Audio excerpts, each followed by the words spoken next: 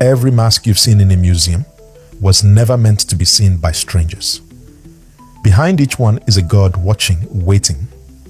And now, you're about to meet them. To the Western eye, African masks have long been misunderstood. Framed in galleries, stripped of context, they are often admired as artifacts, as exotic art, as curious pieces from a so-called primitive past. But this lens is blind.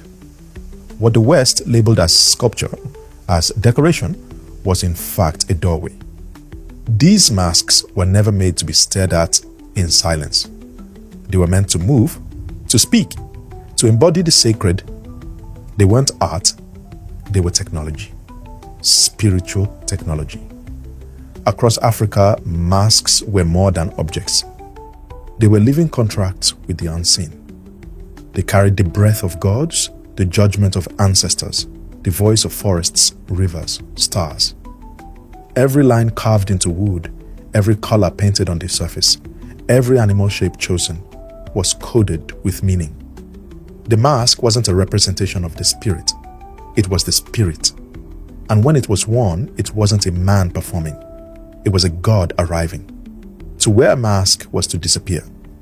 The dancer's identity was erased. In his place came a being older than time. Rituals were held to awaken the mask, songs to call down the spirit, and rules, strict, sacred rules, to protect the wearer, the witness, and the god that entered the circle. To violate these rules could mean madness, misfortune, even death. Because these weren't costumes. They were vessels of raw power. This is the part of the story the colonizers never told. The part museums never explain. The part that begins not with wood and paint, but with spirit and silence. And today, we're going back to find it. Not to observe, but to remember. Not to admire, but to encounter. Because behind the mask, the God is still watching.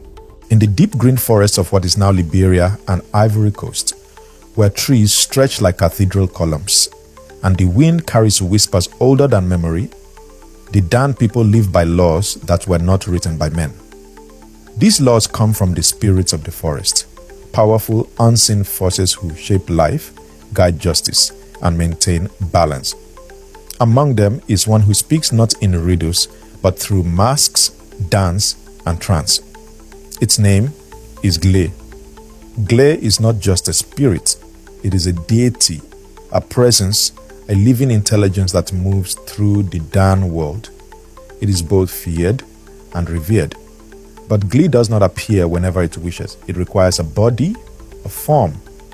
And so the mask is made not as ornament, not as disguise, but as a temple. Each Gle mask is carved with the utmost reverence. The features are chosen based on the spirit's nature. A gentle Gle, one who brings fertility or peace, will have smooth lines, wide eyes, calm expression. A fearsome Gle, one who punishes or corrects, might have sharp angles, jagged teeth, and eyes that seem to follow even in stillness. The mask is not the spirit, it is the door through which the spirit arrives. When a Gle appears, the village stops. It is not entertainment, it is ceremony. Men who wear the mask undergo intense spiritual preparation. They fast, pray, and in some cases, enter seclusion to align themselves with the spirit they will host.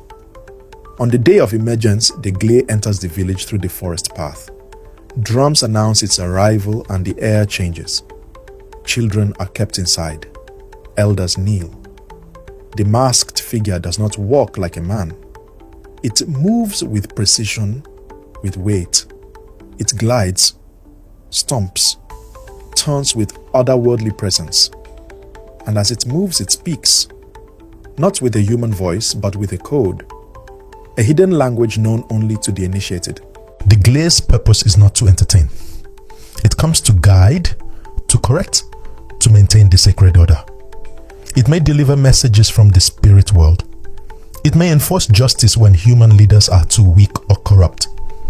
If a crime has gone unpunished, if the moral code has been broken, the Glee will call it out, publicly, unmistakably. It is a divine judge in a carved face and raffia body. No one lies to a Glee, no one disobeys. To do so is to risk spiritual punishment that goes beyond this life. Yet Glee is not only harsh, it can be merciful, wise, even joyful. There are Glee that appear at initiation ceremonies, welcoming boys into adulthood, guiding them through sacred teachings passed down for generations. These Glees dance in celebration, teach with parables, offer blessings. But even then, the atmosphere is one of deep respect. No one touches the masque, no one mocks the movement, because even in laughter, the divine is present. To become a masque dancer is to accept a terrifying responsibility. You become the bridge between spirit and society. The role is not chosen casually. Elders, through divination and dreams, identify those who are called. Training begins in secret. Lessons are not just about movement, but about meaning. The initiate must learn the history of every Glee, the purpose behind every masque, the rituals that awaken and calm the spirits. One mistake in a performance could offend the spirit, endanger the community, or harm the wearer. This is not theater, it is invocation. The forest is the birthplace of Glee. It is said that the spirits reside there, invisible to most, watching. When the community falls out of balance, when lies multiply or injustice spreads, the Glee does not need to be called. It comes. And when it comes, it reminds the people that there is a power higher than man's law, that morality is not a matter of opinion, that the spirits still care, still watch, still correct. Western collectors, when they encountered Glee masks, saw only the beauty of the carving. They praised the craftsmanship, the symmetry, the elegance of the lines. They took them, displayed them, sold them. But they did not understand that what they had stolen was not art. It was the shell of a god. Empty, perhaps, without its ritual, but still dangerous, still sacred, still waiting. For the Dan people, Glee is not a relic. It is a relationship, a living presence that walks in rhythm with their lives, speaks when silence grows heavy, and reminds the community that behind the masque is not just wood, but truth. In the cliffs of Mali, where villages cling to rock faces like ancient prayers, and the sky stretches endlessly above the Sahel, the Dogon people live according to a cosmology that is vast, intricate, and breathtaking in its depth. Here, the stars are not just points of light, they are maps. The wind is not just weather, it carries messages. And the masque is not a mask. It is a language through which the gods speak. At the heart of this spiritual system are the Numo twins, primordial beings whose story is not simply myth, but cosmic memory. The Numo are divine amphibious entities born from Ama, the supreme creator. They were the first children of creation, neither fully male nor fully female, neither spirit nor flesh. Their bodies shimmered like water, and voice echoed like the beginning of time. The Numo were symbols of harmony, balance, duality. When one of their kind rebelled, disrupting the cosmic order, Ama sent the Numo back to Earth to restore equilibrium. They taught humans how to speak, how to grow food, how to live in rhythm with the universe. But their most powerful gift was the system of signs, the sacred symbols that became the foundation of Dogon religion, mathematics, and ritual. This divine balance is preserved and retold not through written texts, but through masques. Dogon masques are not random or decorative. Each one corresponds to a part of the Numo story, a cosmic function, a piece of the divine puzzle. There are over 70 distinct masque types, each crafted to reflect a specific spirit, ancestor, or force in the universe. The Kanaga masque with its double-barred cross represents the connection between the heavens and the earth. The Sirij, tall and towering, recounts the order of creation, mimicking the ladder between realms. Every line etched, every feather added is a verse in the dogma of the cosmos.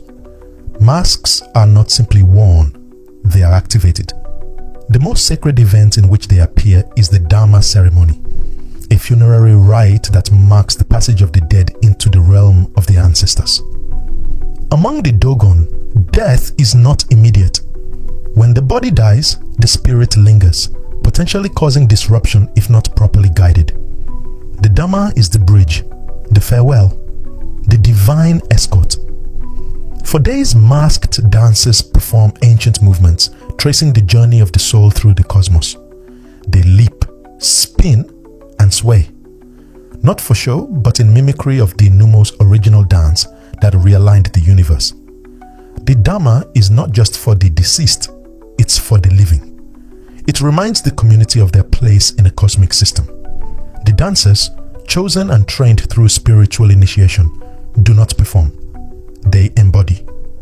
When the mask covers the face, the man disappears, and the spirit of the mask takes over. For that moment, the Numo walk among humans once more, guiding the departed and reaffirming the order they established. Preparing for a Dharma takes months, sometimes years. Elders must first consult oracles to determine if the ancestors are ready. Then wood is chosen, always from trees selected with spiritual guidance. Masks are carved in silence or accompanied by sacred chants. They are painted with natural pigments that hold symbolic meaning. Red for life, white for spirit, black for the void. Once completed, the mask is placed in a sacred space, often introduced to the community with offerings, libations, and prayer. For the Dogon, knowledge is never casual. Every element of their spiritual life is intentional. The myths are not just stories. They are codes, calculations, cosmologies. Scholars who have studied Dogon religion often remark on its stunning alignment with astronomical knowledge. Long before Western telescopes confirmed it, the Dogon knew of Sirius B, the invisible companion star of Sirius. They said the Numo came from there, travelers across dimensions, messengers from the place where time and spirit are one. And so, when a Dogon masque is danced, it is more than cultural heritage. It is an enactment of universal order. The dancer becomes the memory of a cosmic balance, once broken and now restored. He moves not for the crowd, but for the ancestors, the gods, and the soul about to cross. The sound of flutes and chants echo through the cliffs, not as entertainment, but as navigation signals for spirits on their way home. The West often saw these ceremonies as exotic spectacles. Anthropologists filmed them. Museums displayed them.